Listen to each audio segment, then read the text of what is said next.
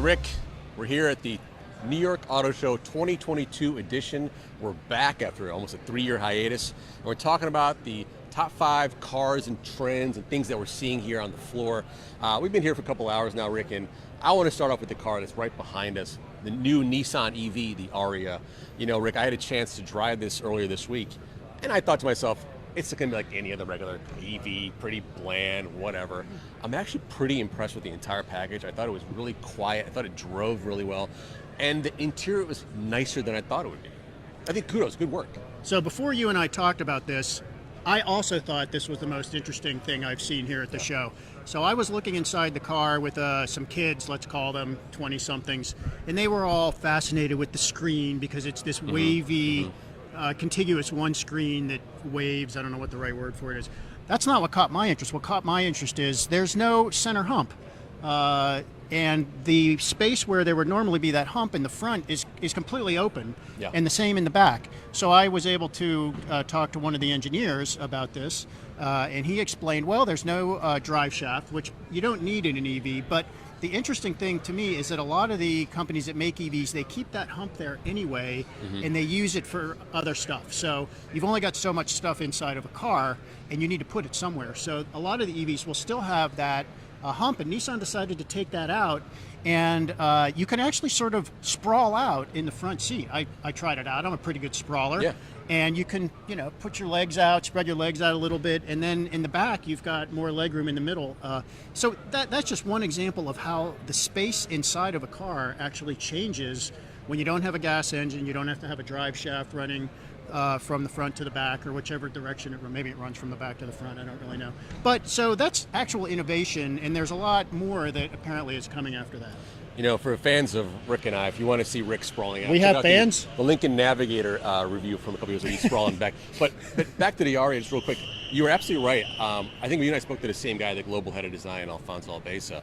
And if you remember that console actually can move. It's motorized, so you can actually create an actual console to re-familiarize yourself with how a normal car is supposed to feel, but it allows you to kind of take that away if you want to go back to the future. And what we're actually getting at here is the next step, which is self-driving cars. Right. And one of the things they did when they designed this car is think ahead. This could be a self-driving car over its lifespan, and they want you to be able to sort of look, the passenger and the driver kind of look at each other. Right. So you're having a conversation over here while you're keeping, I don't know, do you keep eyes on the road? I mean, I guess you have to be ready to intervene is the way it's going to be. So anyway, we come to auto shows and much of it's just more of the same. And this is something that's actually different, and you're going to see how cars are going to become different in the future. Which sort of brings me to our second topic, Rick, which is the EV scene now is getting complicated. I know you mentioned this before, Rick, about how basically what we're saying is that you have a lot of traditional OEMs that are bringing their EVs, right? We're seeing the Ford F-150 Lightning right here. A lot of these OEMs are bringing out their EVs, but so are a lot of upstart companies, the VinFasts of the world, the Indies of the world, which is a company called Indie EV that's out here from California. A lot is happening, and I think what you want to say is that this could be cause some confusion, perhaps, with consumers. Well, I'm confused. Right. I used to know all the EVs on the market. Of course, there were only 2. When I started paying attention, I think it was the Tesla Roadster and the Nissan Leaf. There are now so many, and there's the PHEV. I think that's a partial hybrid electric vehicle. So so that's basically a plug-in hybrid. But so you can have ones that plug in and are still hybrid with the gas engine, but those go further than they used to on an electric charge. And then for all the models that are out there, I can't keep track of all the models anymore, but for the ones that are there, many of them have 2 or even 3 different configurations based on how much range you want. And they're, as we've been talking about with the Ariya, did I say that right? Ariya. I don't know why I can't get that right. It's not on sale yet. I don't have to know until summer. And you're going to look at EVs, and they are going to be different inside. People are going to have to do a lot of work educating themselves. A lot of people find buying a car complicated already. If you want an electric, you're just going to have to educate yourself. It's not impossible, but you're just going to have to do some work. Right, and speaking of some brands, like let's say Hyundai, they have the Ioniq sub-brand, which is all their EVs, and their sister brand Kia has the EV sub-brand for all their EVs. Oh, but there's also an EV Niro, which isn't part of the EV brand. Right. So this is part of that confusion. Maybe it's just a way to get consumers their foot in the door and then say, oh, this car is an EV too, and it comes in a plug-in hybrid. Or I can go straight to the full-on EV car that's a dedicated architecture.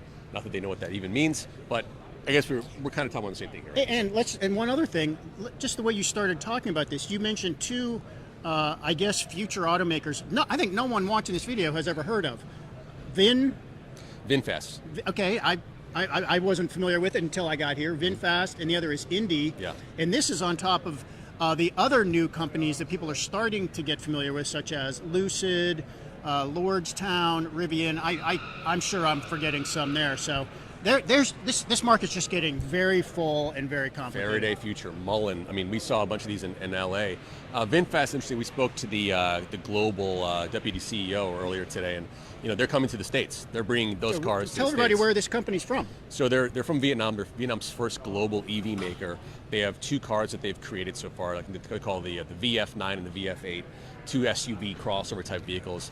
Those are going to come to the States at the end of the year. They're going to do an IPO here. They've already filed a registration for IPO, and they're going to build a factory here in North Carolina. Okay, so just to be clear on this, we have no Vietnamese-made cars in the United States at all right now. Yeah. No, but gas-powered cars. I don't think I've never heard of a Vietnamese-based car or a Vietnamese company selling a car in the United States. It was the first company I've heard from Vietnam that's a global automaker. And you mentioned this other one, Indy. What is Indy? Indy is a California-based EV maker, and they just debuted a car here at the show right down that way, which maybe we'll show you some of that footage right now. Anyway. That brings us to our next topic, Rick. EV cars everywhere. And we're seeing this new trend here within the auto show, and that's EV test tracks. Right. And maybe you might hear a little squealing. That's what's going on right now. I'm actually kind of annoyed by it. What do you think about it? Okay, so if you go to an auto show this year or next year, you're probably going to run into this. There's going to be a test track with a few different types of electric vehicles, but don't get excited because it's not what you might think. You don't actually get to drive. At least this is how it works here at the New York show. You have to sign up. You have to sign a waiver. There it is. That is the Mustang Mach-E. That's a better test track than some of the others. So if you want to ride in an electric vehicle with a professional driver, you have to sign a waiver because you could get hurt. And the things mostly go about 9 miles an hour around this little thing that's surrounded by plastic gates. So maybe some people will find that exciting. I guess you get to get inside the car and at least see what it looks like and notice that it doesn't make any noise. And you can drive these around inside because there's no exhaust. That's pretty cool. So they have a couple of those set up here, and they look completely boring, honestly. However, the sound that's coming from over here at the far end of the floor, so there's nothing on the other side, Ford was able to set up kind of a sprint track where they have an F-150 Lightning pickup and a Mustang Mach-E, and all they do is launch it. You go fast for about 2 seconds, and then it comes to a braking halt. I don't know, I didn't do that. Maybe it's more interesting than just the putt-putt in the other courses. But, if you want to get inside a couple of EVs at a show, that's how you're going to be able to do it. Well, and I don't want to poo-poo this test track stuff too much because, Rick and I are privileged. It looks really boring. Rick and I are privileged individuals who get to drive in EVs all the time. True. People who come to the show and they don't know what these cars are, maybe they want to have a taste of what it's like to be driven in one. And here's one thing you don't hear.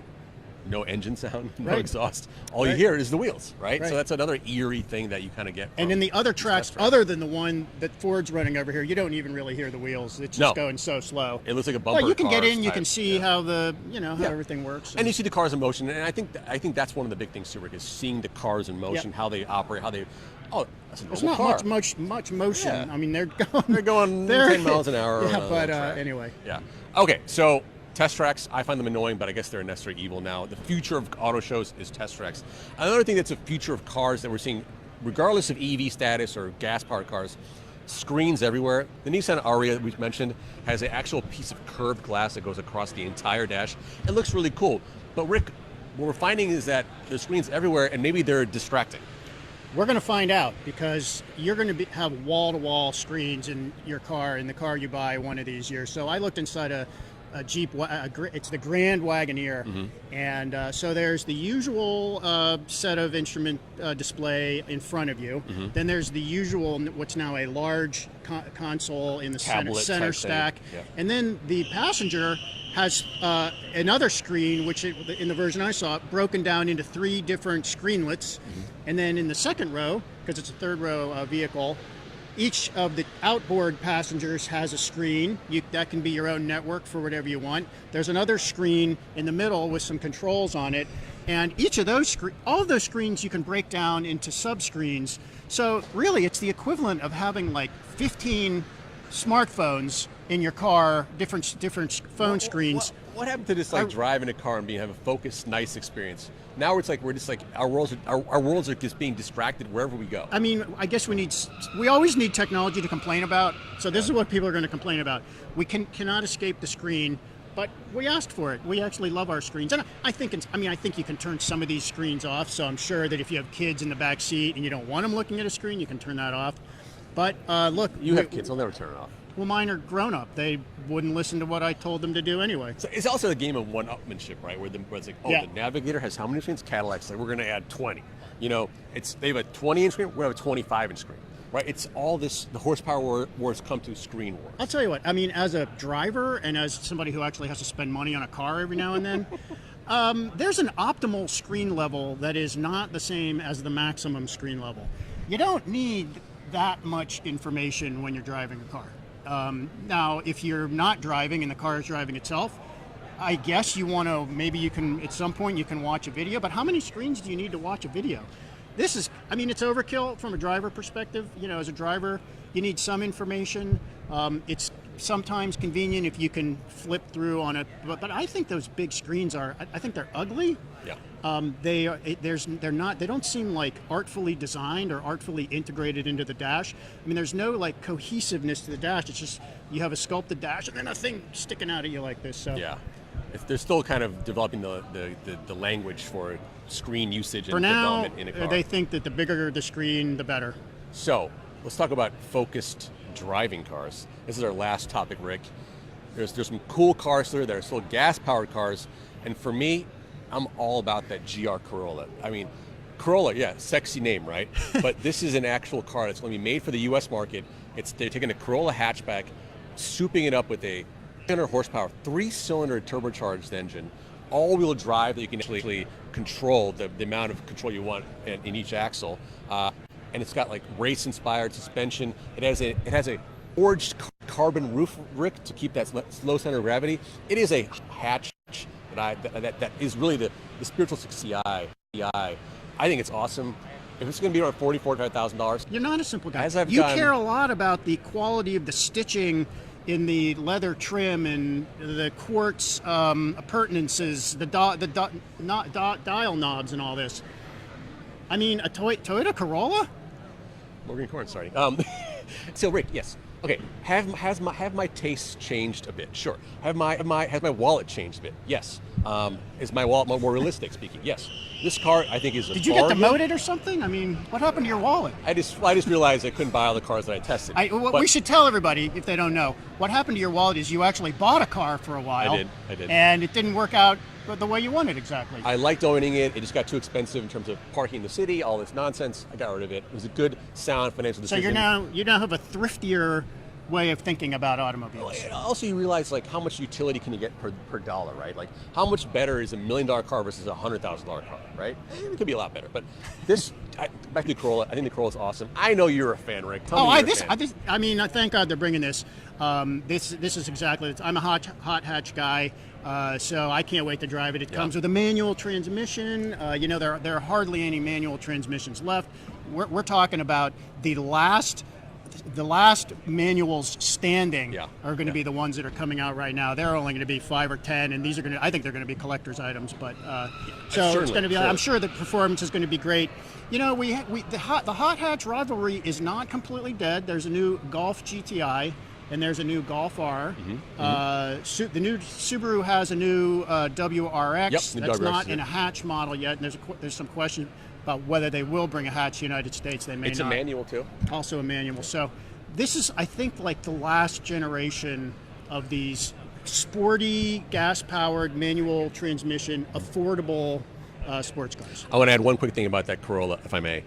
So it is basically the CEO of Toyota. It's basically his gift to America. His signature is on the actual manual transmission, the knob. It's actually on there, and they're saying it's this is going to be the last kind of high-performance hot hatch, gas-powered car that we're going to get. Here you go. Thank you to America. Thank you to the CEO of Toyota. I'll take it. But I think that Golf R rate that you mentioned is I mean, it's not exactly, it's probably going to be a bit more expensive than that Corolla. It is, sure. But it's a pretty insane performance value. Yeah, well, I mean, the Golf R, which I'm interested in perhaps buying as my last gas-powered automobile and keeping for the rest of my life, or as long as there's a mechanic who will work on it. That's probably around $45,000. Yeah. Yeah. So that's expensive for a hot hatch, but that's cheap compared with a Corvette, which is itself a bargain compared with some of the higher-end performance cars. So, well, Rick, last gasp. Maybe it's worth a splurge. Maybe it's worth a splurge. Corvettes, Golf R. What are the ladies gonna like? I don't know. I'm just kidding. Or the men? I don't know. Anyway, I think that's it, Rick. Anything else on your mind? I wonder how many more auto shows we're going to go to. Yeah, that's the big question. They're a little bit endangered. Hopefully, one more in us next year, 2023. Anyway, 2022 in the books. Thanks, guys. I'm Pras. He's Rick. We'll see you later. See ya.